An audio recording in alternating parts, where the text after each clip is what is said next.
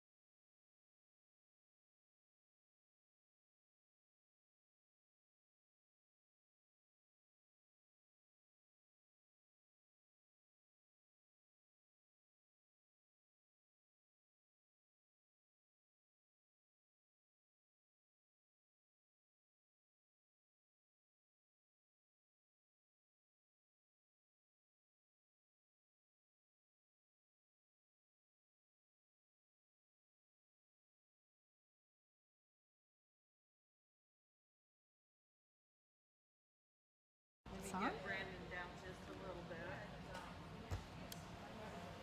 How about me? Okay, Brandon, can you test? Hello? Hello? There we go. And how about me? What volume do you want me at? Right? Let me volume you here. Okay. So about half on your mic. And Halfway. Okay, ready? Go How about ahead. this? Testing, testing. Talking now. So That's not feedback loop. You know, it might put it, or just clip it on your pocket, maybe. Maybe it's not good. It might have just got too close to Brandon's mic. Oh, I see. I think I'll be right here. Oh, the technology, right? These are nice microphones. Thank you very much. Can everybody hear okay? Yes. With a little feedback. Do you hear that? Yep. Yeah, I hear the feedback. I wonder if it's this. Oh, your phone. Are you gonna run the timer? It's not me, because mine's Nope. off. Oh, yours is off. Let's figure out which one it is. Oh, is it these too You close have to to each be in other? front of the speakers in order for this not to happen. Right? Yeah, should we? No, I think we got to be in front of. We've got to be in front of the speakers. I thought they had to be in front. Yeah, I think we usually are in front, but it might. I've got mine turned off, so. What we could do Is is it you this guys thing? could just turn on when you're ready. What is that? I'm on. This is a speaker. That's for- our recorder for the. camera. The microphone Or should microphone be for the behind camera. the speaker. Okay, Let's do that. glad we have someone who can clear that up. Mine, to be by mine is line, on just right a now, right? little. Just So a little bit. The feedback isn't necessarily. So she coming said from it's. mine. She said it's because it has to. We have to be behind the speaker. Okay. I'm going to turn it this way, and we're going to see if that's better. Because now she's behind the speaker.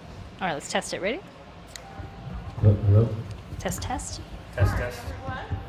Don't forget this. Thanks for bearing with us. The comedy show will start soon. All right, I turned mine off until we're ready. Mine's on still. So we can see if it's the feedback. Okay, you ready? All right. I think it sounds great. I think that fixed it. That's all I'm doing. Making sure nothing gets unplugged.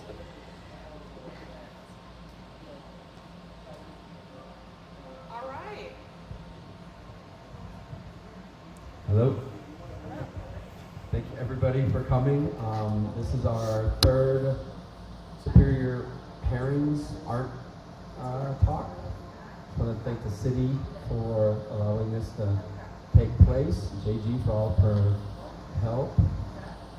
Today we're going to have a talk titled Drawing Never Dies by Daisy Bodness McGowan and Donald Bodness. They're some of my favorite people here in the Denver metro area. And so I'm super excited to hear what they have to say about the projects that they've been working on. And that's it. Thank you so much. Thank you, Brandon. Honored to be here. Thanks for having us. Daisy's going to go ahead and start the talk. Yeah. Well, thanks to the town of Superior, to the advisory council who invited us to this series. It sounds like a wonderful series, and we're honored to be here. And thank you so much, Brandon. So, as Brandon shared, we're going to talk a bit about our drawing residency. It's much more expansive than that, but first we thought we'd start off by sharing a little bit about ourselves. So, we each bring our own artistic backgrounds and practices. So, I'll dive right in.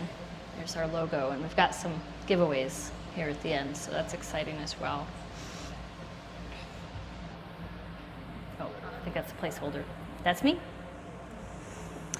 Here's a picture of a gallery space I ran. I have a background as a curator, an artist, a writer, and bringing all of that together in spaces with artists, in contemporary art in particular, for the last 25 years has really been a great honor.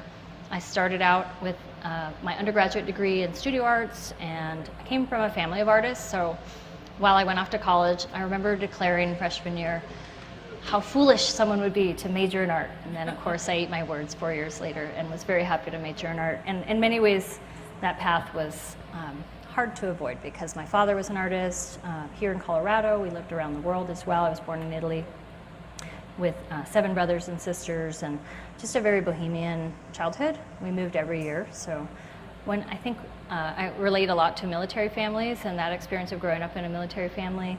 And it also really relates to artists, the way you start to see the world a bit as an outsider, and I think that's really helpful in my role as a curator as well.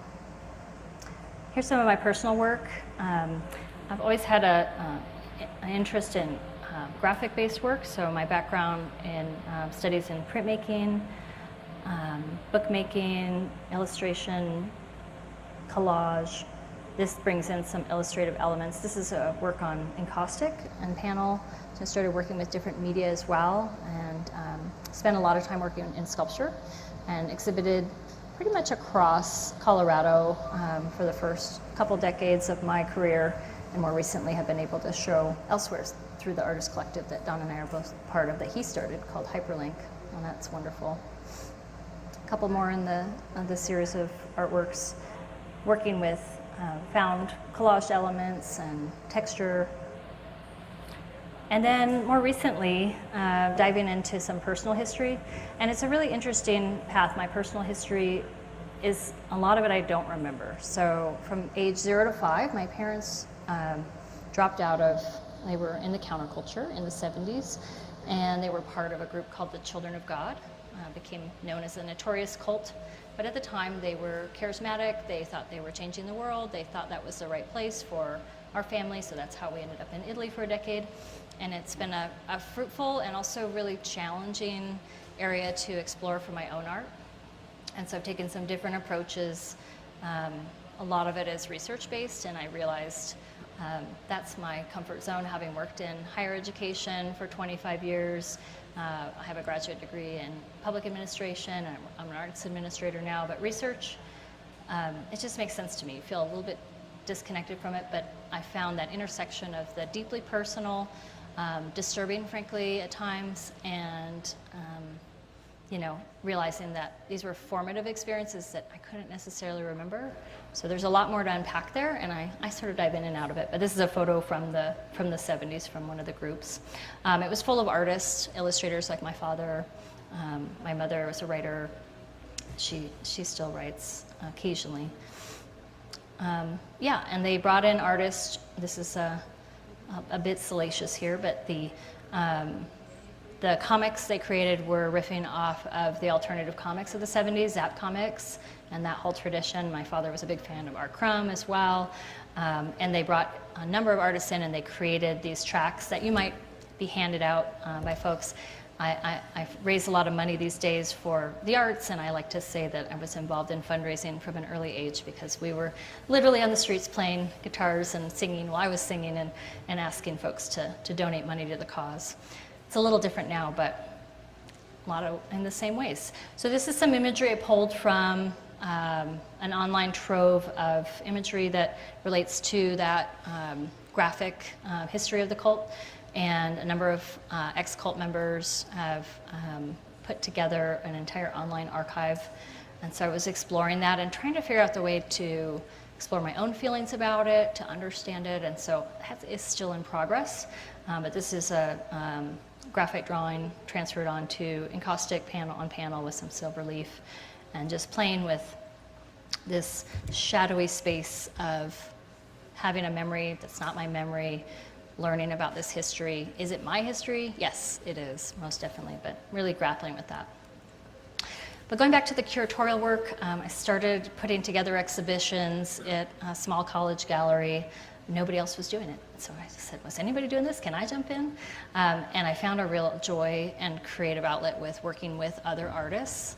And that's something that I know really well from growing up with artists, to how to understand artists, but also really found a creative outlet in organizing contemporary art exhibitions and collaboration. So that word collaboration is really important.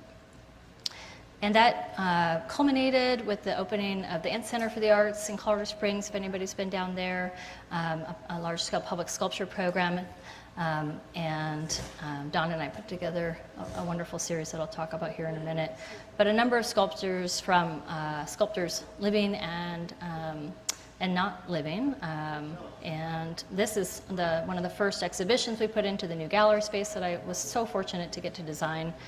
It's kind of wild. We worked for 5 years and we built an 80,000 square foot multi-venue art center that I just used to say, if you have enough meetings, you can create a building. But this is a floor plan for Linda Fleming, and I highlighted her exhibition in particular.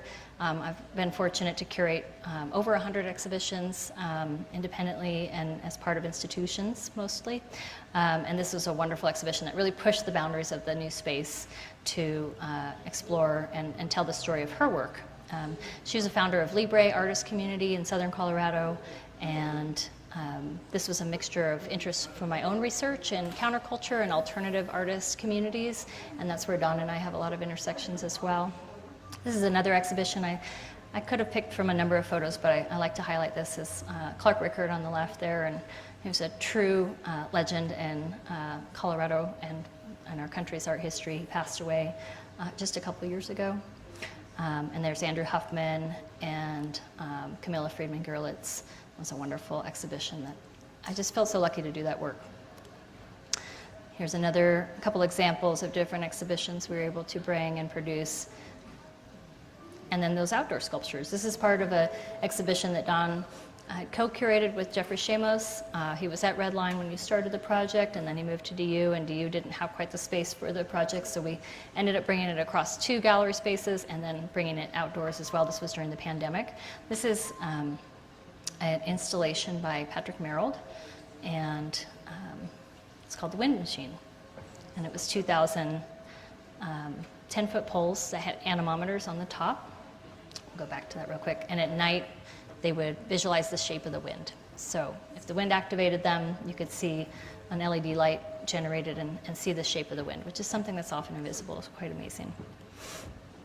And there is Don's drawing that he created for the exhibition. But I often like to talk about this exhibition that brought us together. I say that I fell in love with Don's art first. I did invite him before we were personally connected to be an exhibition in my gallery space in downtown Colorado Springs.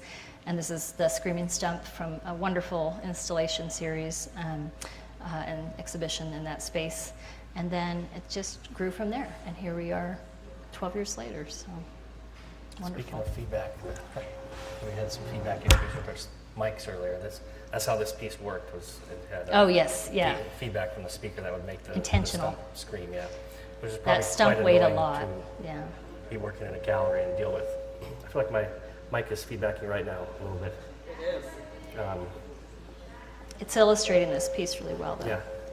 It's karma. It's coming back to me because Daisy had to deal with this for a gallery. We did. Artists will install the work, and then you live with it for months and 8 hours a day of being open and constant feedback. It was worth it. What if I turn my volume down a little bit? Is that better? Seems like it's helped. Yeah. Is that better now? Can you still hear me back there? Okay. It's this too. I'll just hold it. Oh, no. You know what? I guess I probably need a mic for the camera, but I actually don't. I could probably project out to them without a mic for this. Use your teacher voice. Yeah, I okay, teach, Anna? so I can. Can you hear me back there? Our tech person says no, who's Okay. behind the scenes Okay. broadcasting. Oh, for broadcasting. I know. I can leave the mic on for the camera, no problem. Yeah, But or you're you sa- can grab that mic. That mic might be better Okay. if you don't mind holding. I don't mind. No. Sorry, everyone. All right. How's this? Better? All right. All right. So the feedback was part of the joke that Daisy was talking about the whole time, the comedy show. It was the comedy show.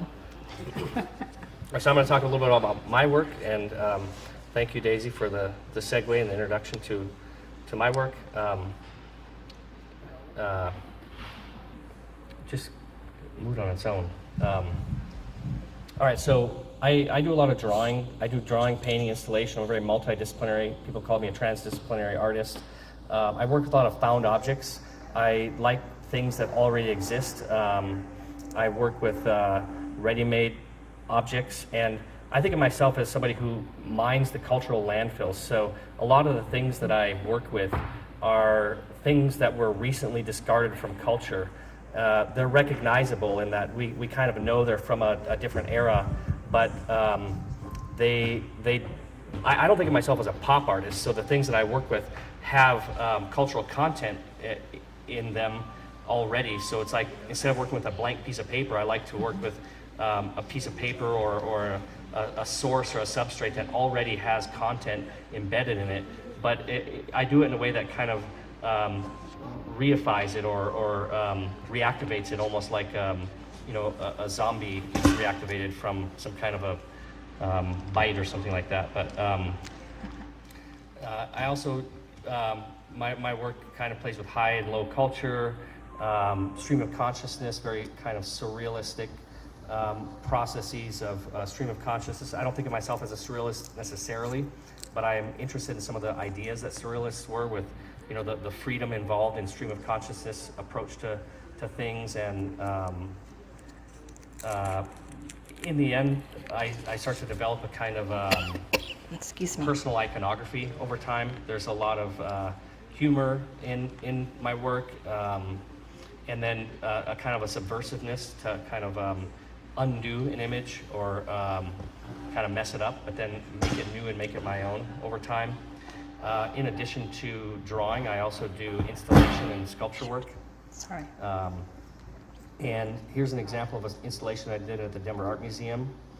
And then a lot of my work, again, in the installation realm, is using found objects and outdated or recently outdated technologies. So I have television screens and monitors that are from a different kind of a time period. And I use a lot of sound and technology. But I also use sound technology and then live plants and stuff like that. All things that might die or be that go out of use over the course of the exhibition. And I kind of embrace that this technology is something that has a life and has a process. These are two examples of sculptural works that are kind of quasi-public. The piece on the left is one of the largest sculptures in Boulder. It's an outdoor piece. It kind of makes a rainbow out of existing signage, and then signage that I made out of images from my own artwork. So I'm kind of cannibalizing and continually to cannibalize my own artwork over time. I also like the way that a city is organic, and so this is referencing the way that a city is kind of continually falling apart and then building itself up over time. And then the imagery of a rainbow, I think, suggests idealism and beauty, and so I kind of made this rainbow to suggest or play with the iconography of Boulder as this idealistic place, the hippies fell in love with over time. And then, kind of a hippie language like recenter, but it was once like a rec center. So again, using found things and recycling them, making new out of the old.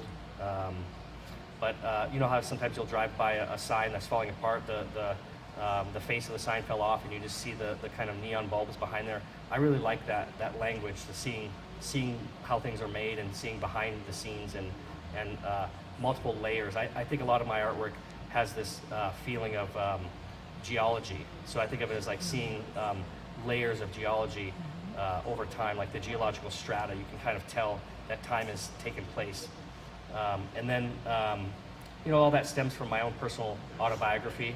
I grew up on a farm when I was a kid, and or part of my life I grew up on a farm, and there's a lot of personal stories embedded in the work, but one of them is that my aunt died at a young age, and not a child, but she was like 22 years old, and my grandparents kept her room preserved as it was when she died, and then they would continually add new stuff to it. But when I was a child, this place was kind of kept off limits, but because of that, it became this extra special place that I would sneak up to and really be curious about and interested in. And it had all these different layers of time. It had this time capsule of a woman's life from 1972. But then every year after that, my grandma, who was kind of a quasi hoarder, which just sounds pejorative to say, but I think it's just someone who collects stuff. She's rural and grew up in the Depression, so she would collect stuff and then continually add to this space over time. So it would have new stuff from, you know, every year that you know, she would buy on sale and put these new stuff in there. So it was all this new stuff combined with the old, and I think that really informed a lot of my art. Then on the right image here, there's a reference to Clyfford Still paintings, and then how I think of human culture and nature is not all that separate. So I made a rock, a geode, out of cultural things, car parts, and then fake fur, and then speakers. It's referencing the geode rock, you know, that has beauty on the inside. If you crack it open, there's beauty inside there. So kind of being reverent to Clyfford Still's artwork, or the abstract expressionist artwork, by saying, you know, this artwork is the epitome of beauty, but then also being irreverent with it and saying, well, this is the rear end of the car that's opened up, gaping open, and it makes kind of loud, blurry noises out of it. And so the sound that was coming out of it was a slowed down remix of Black Eyed Peas song, All That Junk. What you gonna do with all that junk? Junk in the trunk, kind of references and puns. And I heard somebody laugh, and I'm glad you did, because I do want my artwork to have a sense of humor in it. So I also have a very traditional figurative background that you probably would not know by looking at my artwork. The artwork that's kind of the artwork that I present to the public. But when I was a teenager, I didn't get good grades in high school, and I ended up working in foundries right out of high school, and through that process I taught myself figurative sculpting. And I have a very traditional figurative background. Ended up sculpting mannequins for major corporations, Target, Nike, Old Navy, all that stuff. So, but these works reference the figures of classical antiquity, even though they look kind of disfigured or disproportional. They're very much referencing through material, bronze, and body parts, feet, heads, butts, breasts, genitalia, and multiple heads. They're referencing the human figure. And then, you know, the piece on the right is a self-portrait. It's me as a father, or me as Homer Simpson, kind of the anti-father in a way, the beer-drinking buffoon, the kind of the dad I don't want to be. There's a lot of jokes and puns in my work, so there's this idea about out of a dirty mind grows new life. And then I make little kind of jokes in there. So there's the casting of my mouth, and I think I have resting bitch face, so which probably everybody does on some level. But I cast my mouth, had resting bitch face, but I turn my frown upside down and make a little smile for myself. And then all the individual kind of faces that you're seeing in here are individual heads or bodies that you're seeing here are extractions or removals from something that was once a larger installation. So a lot of these works are extractions from larger installation works, or the idea of a larger kind of contextual installation. And the piece on the left, the SpongeBob piece, was actually physically once in a larger installation that referenced the painting George Washington crossing the Delaware. And so SpongeBob was George Washington in that remix that I did of him. But in this case, he's a two-headed kind of monster. And I like the idea of George Washington being replaced by the ultimate man boy, which, you know, that you could look at political kind of commentary on the direction of our politics nowadays. And then there's also a lot of references to American history in here. So SpongeBob's head has an opening in it. There in the back of it, this is what I call a dysfunctional multi-tool. The piece on the right is also a dysfunctional multi-tool. They do a lot of things, but they do so many things that they kind of undo themselves. So the SpongeBob head was a safe. You could store your guns, drugs, and money in there. And then I also make furniture, kind of surrealistic furniture, just showing you kind of a range of things I do. And then I want to kind of talk about a little bit of a crossover that Daisy and I have. I also have an interest in curating. When I was in graduate school, I used my student loan money to mortgage a house that I ended up renting out to artists for no profit. We just basically covered the mortgage, and we had art exhibitions there. And that project was called Chopin, which kind of leads into my interest in working with residencies, and Daisy and I both have an interest in serving artists and helping artists and providing opportunities for artists. So this is kind of showing you the groundwork for that. another curatorial project I'm interested in. See how Daisy's the kind of professional curator and has the more institutional background. I have a lot of background with these DIY shows and kind of alternative spaces. So this project I do with a friend of mine named Tobias Fike, we work under the moniker TAD Projects. And we were curating exhibitions in taxidermy shops, and this particular one is in a frat house. We did an exhibition in a college party house, and we put really thoughtful high-end art in this space, but we're constantly looking at investigating context for where to and how to experience art. And what I would say that this is in my opinion, a really cool way to explore art and context and the way that art can be experienced in everyday life. But the work that I do with Toby as TAD Projects has recently become interested in by institutions. So TAD Projects is curating an exhibition at the Boulder Museum of Contemporary Art early next year. And then here's another project that I did with Toby under a different organization or group that was a collective called Hyperlink that Daisy's also a part of. So the what do you call the disco ball is actually Daisy's work in here. The piece on the right over here, I guess, I'm trying to figure out, that's the right is Matt Harris, and then the piece, the cloud piece up there is Ian Fisher. But the whole idea was organized between Hyperlink. Me and Toby really led that on the Hyperlink side of it, along with Land Report in mostly based out of Wyoming. We organized an exhibition at an abandoned uranium mining town in Wyoming. So it really took a trek to go find this place and experience the art there. But yeah, this is just kind of showing you a background in curating and creating kind of alternative context for how to experience art, and that kind of leads into a big project that we're talking about today with something that me and Daisy are doing called Drawing Never Dies. And it has its roots in an exhibition that we originated at Redline in Denver.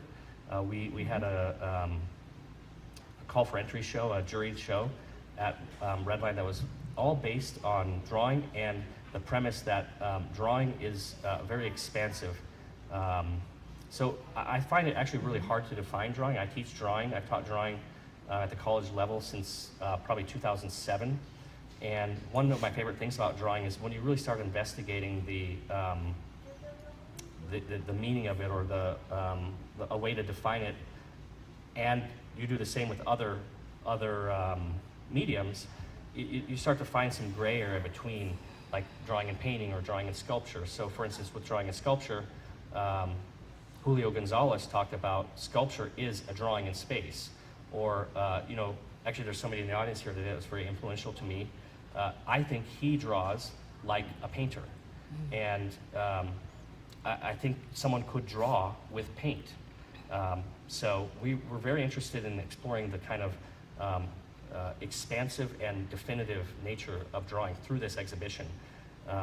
And I don't think that we knew that this exhibition would become what it's become later, but I would say that about the same time that we were doing that, Daisy, as she mentioned earlier, was working with Linda Fleming and the Libre community.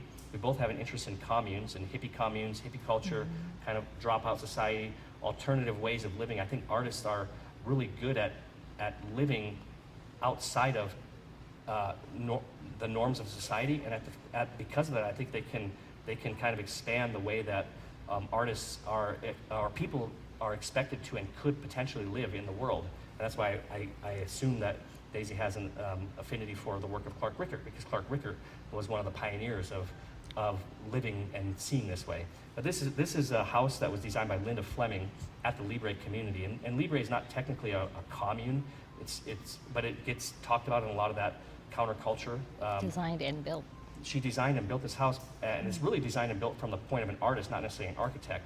And that really influenced the way that I build things, or it gave me kind of permission and made me feel like, because I'm very much of a builder.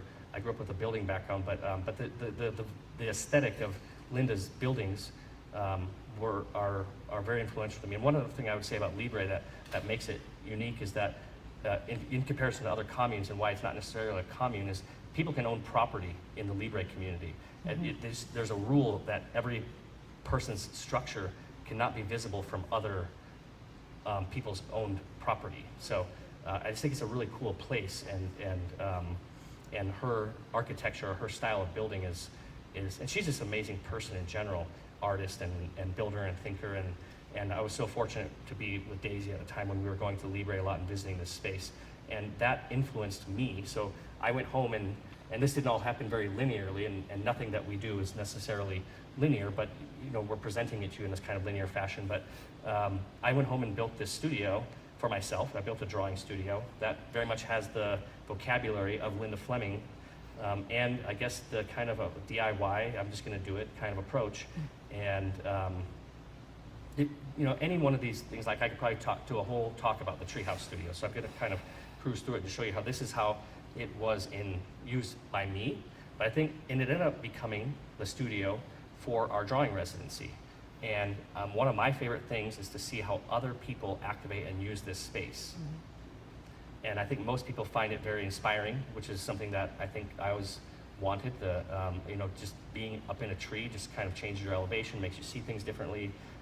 Walking upstairs to get to your studio, or something more like halfway between a ladder and stairs is a lot different than walking out to your garage or something like that, which I'd be totally fine to do. I've had studios in all kinds of different ways. At one point I had a studio in a chicken coop, which was also very influential to me to learn how to work in all different kinds of environments and work and prioritize my art in face of all different challenges. So that was the studio on the compound, what I call the FM compound, the Fodness McGowan compound. I also built a tiny house, and so this is the outside of the tiny house. And I'm going to finish talking about this particular structure and then some of the outdoor kind of things, and then hand it over to Daisy pretty soon. So I'm not going to hog the conversation here, but we decided to split it up this way because I did actually a lot of the physical building of this. Even though we work together as a team on most anything, I'm constantly coming to her and saying, "Hey, what do you think about this?" Or I'm racking my brain with decision paralysis on this particular issue of being off the grid, and this particular cabin is semi off the grid. How do I make it work, and what are your thoughts? And so she's a great person to bounce ideas off. So almost everything I do, build, make art, is collaborative on some level with her. But I do a lot of the physical building with this, and so I'm gonna talk about it. There's a lot of recycled elements in here, just like there was with the treehouse. The treehouse started by the neighbors across the street doing a big building project, and I was going over there and taking stuff out of their trash cans. And that's what started the building process. So I did the same thing with my studio work, taking stuff out of trash cans and building with, again, mining the cultural landfills. So as this thing started to emerge, we really wanted to kind of play off the aesthetic of like a cabin, so we call it the cabin. But it's somewhere between like rustic, mountain, vernacular, and 50s mod kind of. There's a recycled elements from a 1950s trailer or like camper in here, and then we've got original art in the structure, but also on the property. So there's another Matt Harris. Matt Harris was mentioned earlier in the hyperlink slide that I showed, but the piece up in the upper right is a Matt Harris piece that Daisy bought from Leon Gallery, and then we kind of went for a retro 50s vibe with a lot of the cabinetry in here. And then also upplayed kind of the Western kind of Old West vernacular.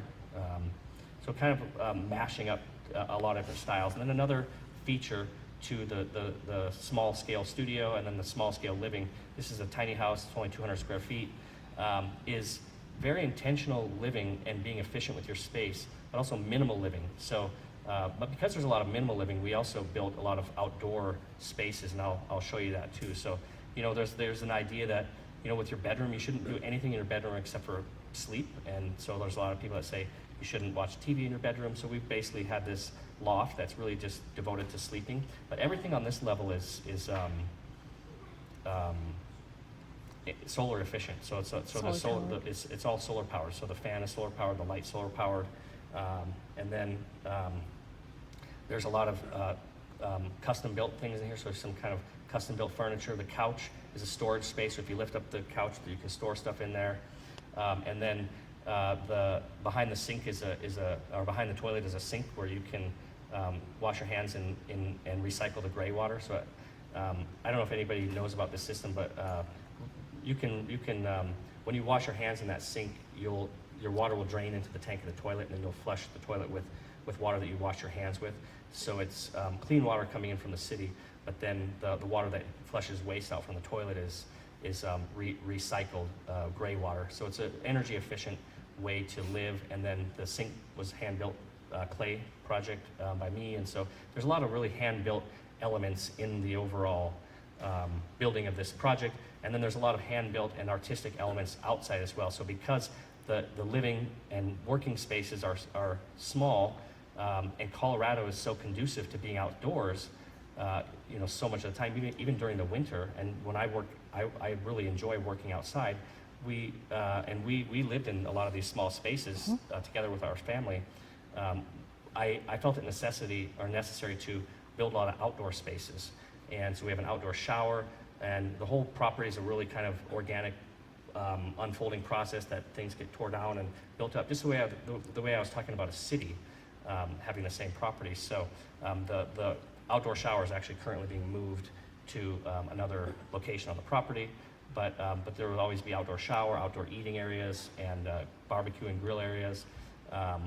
So again, that kind of indoor-outdoor space starts to get blurred, and that again goes back to something I was attracted to by those communes and the commune environments.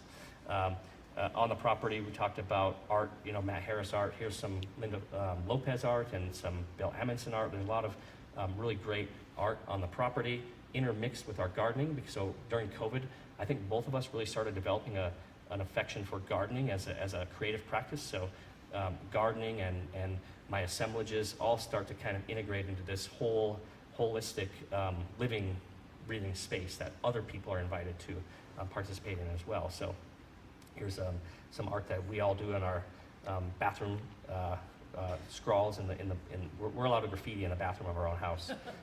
And then Tobias Fike and I built this lifeguard chair that was at one point in time displayed at Meow Wolf for a performance, and now it's housed at the FM compound. And I like this because it kind of looks like, if Socrates was a performance art lifeguard weirdo, this is what it would look like. And then here's some oblique views of the treehouse with some original art on it. And this is kind of a strange angle to see this particular art piece by Thomas Schaffenberg. But we recently commissioned a piece by Thomas Schaffenberg, and here's a better view of that. So we're going to continue to commission artwork by other artists to exist on the compound, so that artists that come and visit us can be inspired by the artwork of other artists and by the general environment. And then there's also a Paolo Soleri Cosanti bell in there, and I at one point in time worked at Arco Santi and Cosanti. So this is what part of my background, but also I think it's very in line with the ethos of the way that we live and work organically in and on the property. Jump in here and just share a little bit about the artists that are residents for the last 3 years. So this is our third summer, and we have currently our last resident in the space right now. That's Erin Murphy. She's listed about halfway down, and she's visiting us from Norway right now. So she's out for a 2.5-week residency, which is one of the longer residencies we've had. We thought about different ways to run a residency. Is everybody familiar with what an artist residency is here? Because I talked to somebody earlier, and they couldn't quite wrap their head around it. If you're not, raise your hand. I think saw a lot of heads shaking.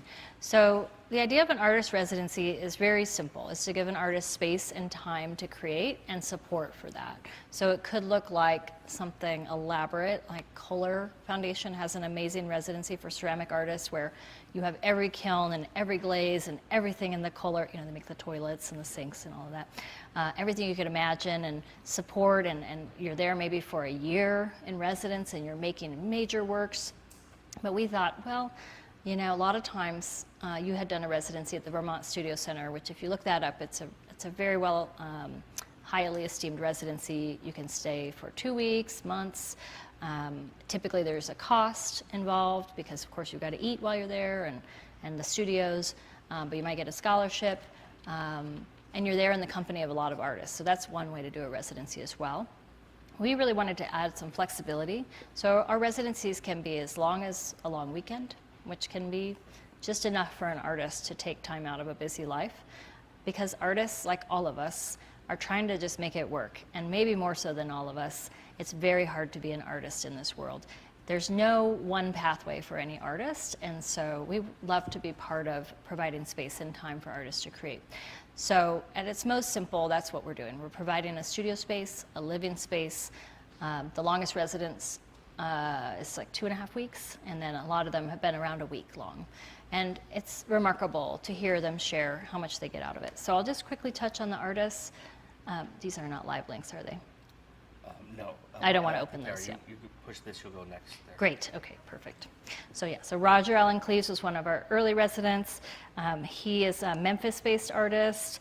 I wanted to remember the name of his series. He created an entire realm called the Land of the Forget-Me-Nots. It's a multiverse where imaginary beings navigate myth and memory. He is a really fascinating artist. He created a term called Afroglyphics, a vocabulary of his own. So an artist who spent a lot of time drawing and exploring those characters that he creates. Louis Neef is an artist based in California. He was out in Colorado for quite a while. He created something called the Mercury Oracle. It's like a tarot divination deck, and he worked on some of those while he was there. He also created a mural that still exists in our neighborhood. That was a crossover with the TAD project. That was a wonderful addition to the neighborhood. Julia Fernandez-Pol is based in Los Angeles. She works with large-scale drawing, very large-scale painting, very textured. Some of her earlier works. More recently, when she did the residency, you'll see a mix of textures there, cut paper, collage, and then her collaging with her own drawings and just bringing in that vibrant color and texture. She's really a lovely human being, as all of these artists really are. Shelby Shadwell's based up in Wyoming, and you can see he's just a powerhouse with drawing. I mean, his hyper-realistic drawings often explore and play with different cultural. He did a whole series on memes that was really fascinating, but they're all hand-drawn and just, they boggle your mind as far as, the skill there, the technical skill, but also very clever and thoughtful with different series he's explored over the years. And an honor to have him in our residency. Kara Despin is an artist who splits her time between Miami and Utah. She's from Utah originally, but spends most of the year in Miami. And Miami's a great place for an artist in many ways because there's so many connections. Brandon, I know you're from there as well. Kara's work, I connected with her through learning about her drawings that were created from wood salvaged from burn areas, so very pertinent to us here in the West in particular, and she would create drawings related to that. This work here is from a series looking at the, it was like 562, atmospheric nuclear tests that were done at the Nevada test site, and creating drawings and large-scale installations. She's really explored the nuclear legacy of our country and the whole nuclear history of the world. Casey Whittier is mostly a ceramic artist. You went to graduate school with Casey, right? She's based in Kansas City now. And this looks like a textile, but this is all very painstakingly created links of ceramic. When she was at our residency, she made a very delicate filigree type drawing out of clay, and we saw it recently in a post. She shared it's elevated off the paper, so it casts a shadow, and it's very delicate, like really the opposite of what you think about when you think about the possibilities of ceramics. A really interesting artist, and she was actually coming through, and we were able to have her stay at the residency for a short time because of that flexibility we talked about. So Claire Swinford is one of our more recent residents. She's exploring and mining her family's history through a treasure trove of slide film that her family had a lot of interest in hobby photography, but a lot of personal narrative there and mining into histories that she may or may not remember. As she called it, an unreliable narrator at times. So she's playing with this kind of idea of exposure, and she made a lot of progress in drawing. She does typically a lot of painting and kind of different media, but she spent the time really focused in drawing. I think that was really meaningful to her practice. And Kimberly Faber was our recent resident. She works with large-scale paintings typically, and was working on a new series. She approached us and shared that the treehouse was particularly meaningful to her, that she wanted to do a new series, and she was trying to work through, and she felt like the treehouse space was essential. Like Don talked about, that idea of being elevated, but also in just like a really different space than you're used to working in. And sure enough, she had a pretty big breakthrough. She created, I think, 7 new pieces, or drawings generated for new works. That's why there's a magnet here, excuse me. Really, and she's based in Denver, I should say. And then Erin Murphy is our most recent resident, and we're wrapping up that residency with what we culminate all of our residencies with, which is our dinners. So while we do give the artists that time and space that's so important to just work, frankly, and focus, and they take all different approaches with that, we combine our communities that we've connected with over the years, whether it's in Colorado or in the Denver area, sometimes outside. You're all part of that now. We're glad to meet you all. We're constantly working and connecting wherever we go. Erin, I should mention, we met during recent travels to Norway, and we did a studio visit. We just like to do those kinds of things when there's a magnet on this that keeps jumping over every time I turn. We like to visit artist studios just as a pastime. It's just of interest to learn and talk with other artists and hear about their lives. And then we ended up connecting and bringing her out here for a residency. So she's actually, her husband just came out, and they're going to use it as a jumping off point at the end of the residency to explore around the region. So the dinners are really important. They're very simple, and in many ways are a culmination or a celebration of the artist. The artist isn't expected to perform or put together an exhibition, so we take that pressure off. But many of them do install the treehouse in different ways and display maybe just their work in progress, so folks can walk in and check out the space. And apologize, I don't know why this is being so challenging. Speaking of celebrating the artist, that's Roger Allen Cleaves. We had a mini keg of Christmas ale that matched his outfit. It was quite remarkable. So we gifted him that. So it's really simple, like I said. It's sharing food, breaking bread, creating community, small invitation list. Maybe it's a list of folks who are curators, collectors, arts enthusiasts, people that, artists, we think that the visiting artists would particularly benefit from connecting with. And then another jumping off point for us that's of interest is our publications. So Don and I we talked to a filmmaker yesterday, and you were talking how the roots of drawing and writing are intertwined, and it is really fascinating to think about ancient writing and drawing were really kind of the same thing, and then they had a jumping off point, obviously, where they split over time. So thinking about that and bringing our own writing practices in, we've got a Substack here that we've started, and we've been inviting guest writers to, the first one we said, whatever you want to write about Tom Mazzullo. And he ended up writing about an art form that he has, with a small group of artists internationally, reinvigorated recently called Silver Point. And it's an ancient form of, well, I don't want to say ancient, but it's a very old classical form of drawing with metal point. And yeah, and then there's these notes where this is Don's writing on the right. I think that's on your Yeah, that'd be your right. Where he's thinking about what I just talked about, that split between writing and drawing, and bringing an artist's work in. This is Masha Shah's work, and just giving us space and time to think and talk about writing. So we continue to invite guest writers. We've got one right now that we've invited that we're waiting to hear. She's really interesting. Megan Gafford, she combines writing with drawing already as part of her practice, so it seemed a natural fit. I've got a writing project I'm working towards publishing on here. So we became interested in publishing as a way to continue to communicate and get the word out about drawing and the roots of it and all the branches it can expand to. And so I'll wrap up there. This is our way you can connect with us on our website. It has a lot of the images that we shared here. Instagram, and then the last one there is a Substack. And if you want to follow that Substack, we'll be regularly publishing that out, and that there's no cost for that. So. And if you know anybody who's interested in drawing or applying to the drawing residency, there's an application process on drawingneverdies.com. And if you're interested in writing about art, culture, and drawing, follow Drawing Never Dies on Substack. And if you're on Instagram and want to just connect over social media, I would say check out Drawing Never Dies on Instagram and follow us there. Super cool. I really like the way you guys talked about like your own practice, and then also moved into how the actual residency was sort of manufactured, and the thought process going into like who inspired you and how it ended up, and then how it's going, I guess, with like the artists that have come through. How it started and how it's going. Yeah. I feel like it's a really interesting take on drawing.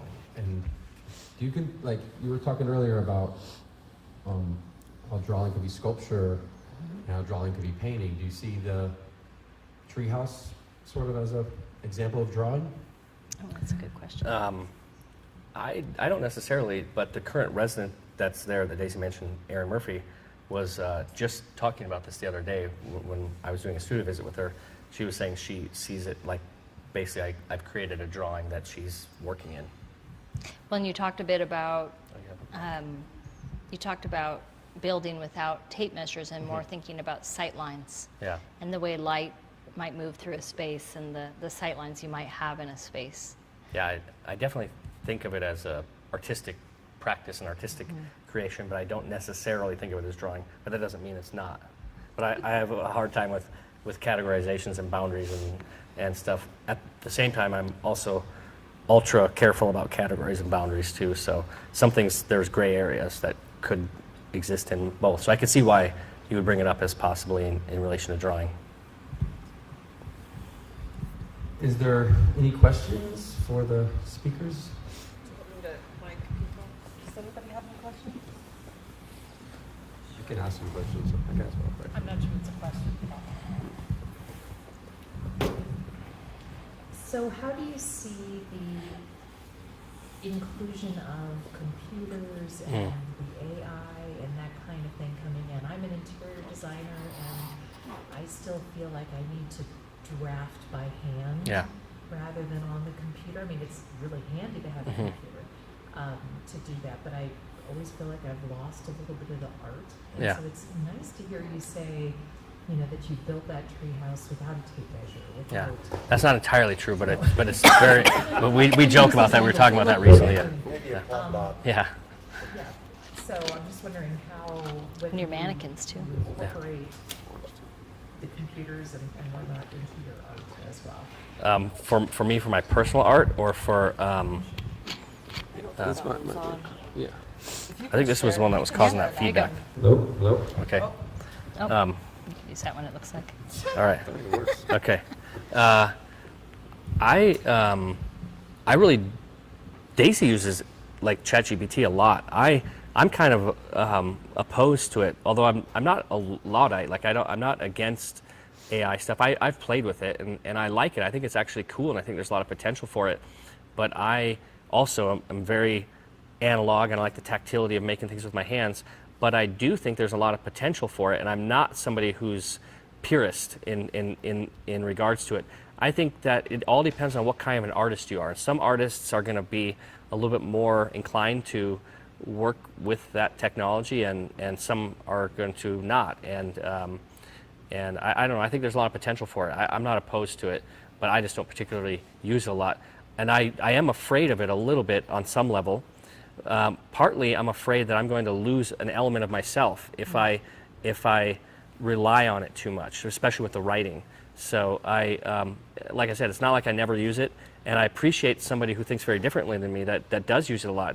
And Daisy, and I have a couple other friends who use it quite often, and I admire the way that they think and that the way that they've integrated it into their into a I guess common usage. And I would give an example of where I think I missed the boat on something in relation to technology, and I think that Daisy and a couple of these other people I'm thinking of are in a good position with it. So back when 3D printing was starting to take off and 3D scanning was starting to take off, I dismissed it. I thought, this is stupid. I thought, nobody's going to have a printer in their house. Nobody's going to use this stuff.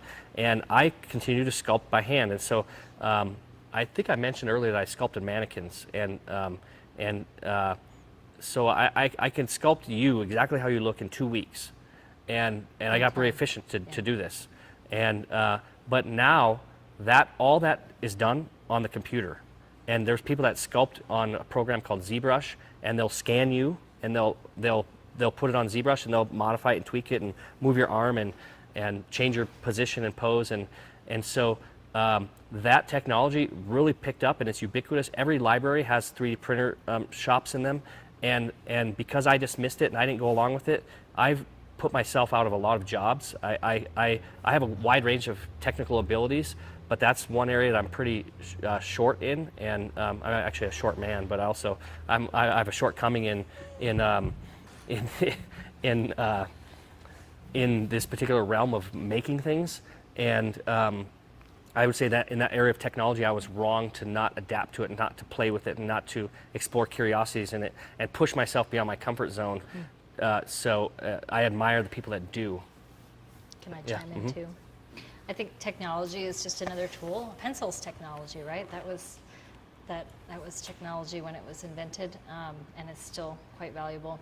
I think, though, there is some evidence now that the more you use, particularly large language modules, they're not truly AI, right? But in that realm, it does start to change the way your brain works. And as a writer, that's a bit disturbing. So for these writing projects, where we're writing creatively, I think there's a real distinction between that and, frankly, the hundreds of grants that we write a year, where you're just churning, trying to find a different way to say something. But there are people relying now on ChatGPT for therapy, for all kinds of, uses. That recipes. I'm working on vacation planning with it. It's quite helpful. But as far as the technologies that artists use, what I find that's really amazing is that as a curator, I was often told by artists that I was more willing to work with new technologies with them. A lot of curators and institutions were a bit shy of that. It's frankly a pain, right? We've been dealing with microphones and speakers all night, and I appreciate that we're live streaming. Just the courage to get all this technology going, I applaud you all. But a lot of folks are like, nope, I'm not gonna deal with that. And my dad was one of those. He was an illustrator in the 80s, and he supported an entire family on illustration because you could do that back then. All the advertising was done by hand. He did the Celestial Seasonings. Candy canes and the lemons and the oranges. Mandarin oranges, and I have wonderful memories of him setting up a still life with my teddy bear and my sister in a rocking chair for the Celestial Seasonings holiday tea set, Nintendo, he did stuff he for did Nintendo. a lot. He did for all kinds of brands, huge billboards, we could see his work. But that all went away so quickly, and it all went to computers, and he didn't want anything to do with it. And now I do think, though, that handmade is actually very valued. And as an artist, as a creative, whatever it is that gets you into your flow and your process, I think that's really important to honor that. I see you really also trying to get out of that comfort zone. But I think, it's all just technology, and whether it works for you or not. I guess some of I think that's very personal. Maybe can I piggyback on it? Because I think some of my skepticism of it is, I think some technology usage, especially by people that are early adapters of it, what comes across can feel a little gimmicky sometimes too. Yes. So, and your dad was skeptical of it too. And Oh, he, yeah. he was a bit like me, where he kind of ruined his opportunity by not Yep. adapting. He So, lost his entire career as an yeah, illustrator. Yeah, but there was a lot of illustrators that did adapt to what was back then Corel Draw, and now became Photoshop. And now I use Photoshop all the time. I'm pretty proficient in Photoshop. I think it's a great tool. But definitely So- that early computer design looked like garbage, let's just say. It's like the AI slop you hear about now. I mean, there's just a lot of bad AI art, and maybe AI is better used for other things than art. But it is a tool. Yeah. One thing I wanted to say, though, is working with artists in contemporary art in particular, they're always testing out. They're so much like scientists in that way. They're testing out new technologies and playing with it, and that key is being able to play with Yeah. it. And I've seen you really try to expand it out of your comfort zone with that as Well, well. and I think play is such an important part of being an artist. So I do think that it's something that even if you're uncomfortable with, it's probably worth playing with. Because that was my issue with the 3D printing. If I would have just played around with it, I think eventually I would have probably developed some proficiency with it and adapted my work to use that just as alongside the same way that I make things out of wood for furniture. And everybody uses CNC machines with woodworking. So not everybody, but it's a commonly used thing and actually a very good tool. And the tools do improve over time too, so that makes a big difference. Yeah. I was just wondering a little bit about the residency. It's mostly through the summer, where you have the people coming in town and. Yeah, it's mostly through the summer, but we're actually currently developing a program, so there will be a 9-month winter resident, and they'll stay in the tiny house and then use the Treehouse Studio as a studio, and that will coincide alongside of a academic calendar. So somebody could come out who's maybe just got out of graduate school and starting to teach adjunct, or who wants to try out living in Denver for a portion of the year before they commit to living long term or something like that. If you can't tell, we're figuring it out as we go along. It's very organic and Yeah. it's unfolding, and Yeah. we test things out and see if it works for us, and if not, we try different things. I think we both have very full lives. We're like all artists, trying to make a lot happen, and so we try to make it work for us. I think at the end of the day, we don't want to burn ourselves out, because like many artistic pursuits, it's not necessarily a hugely profitable venture in terms of dollars, but it's hugely rewarding for us. Like spiritually and emotionally Yeah. profitable. Yeah. And that connecting and creating and collaborating with artists, it's really meaningful. So I could see in some of your work, Don, that you are using Photoshop to get the concept for your images that you then paint or collage. And so I really wrestle with this like you have, but maybe more than you, I wrestle with it because I became a Photoshop whiz. I could do anything in Photoshop. I mean, crazy. But you know what? Anytime I took an idea that I had sort of come to mind and then executed it in a digital form, when I was done, I was always like, that's not how it was supposed to be. It's supposed to be handmade. So, and you're right about the CNC thing. I make guitars. I really enjoy it. And no two are the same. And if I were going to manufacture them, oh yeah, I would hand over my guitars to Gibson or Fender and let them scan them and build them all over the place. But so Temple Grandin, you may know of her. Yeah. She has a book now called, I have to get it, called Visual Thinking, and it's about the loss of understanding of proprioception, tactility, because these things, there's no tactile, you can't rub the screen on your computer and go, oh, that's soft, ooh, that's... Yeah, that's you can't do that yet. No. And when you can, will it be better? I don't know, So even when I first met Clark Rickert 30-some years ago,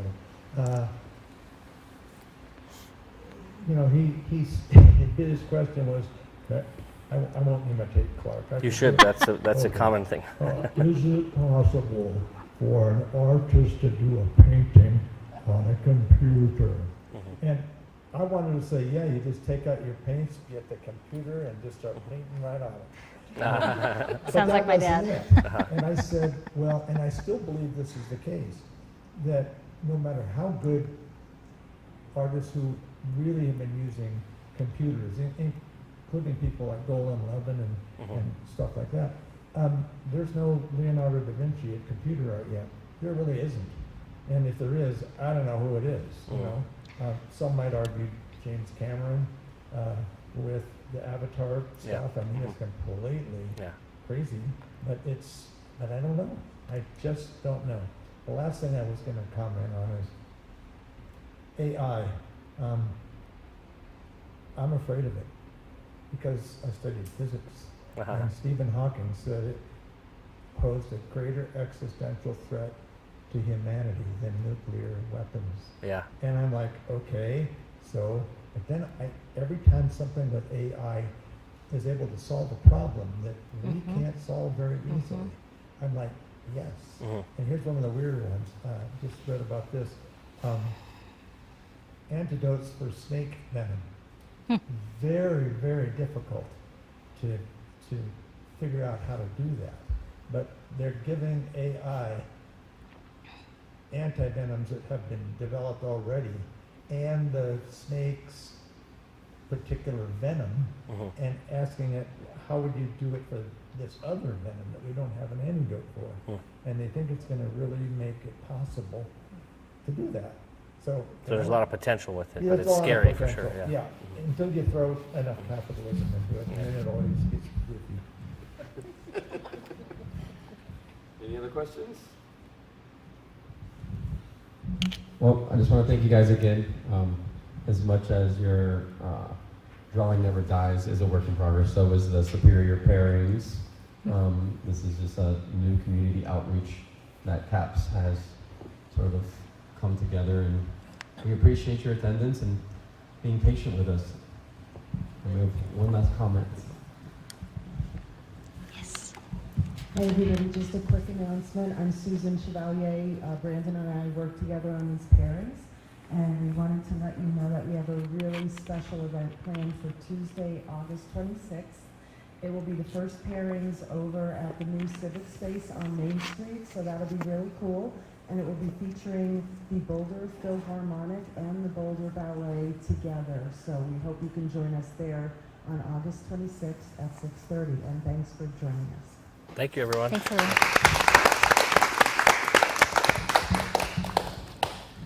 There's some stickers, the Drawing Never Dies stickers on the back there, so on your way out, please take some stickers for your water bottles, and anybody who wants a free shirt, come up and grab yourself a shirt. There's only 2 left. You have to arm wrestle Brandon. Yep, you have to arm wrestle Brandon for it.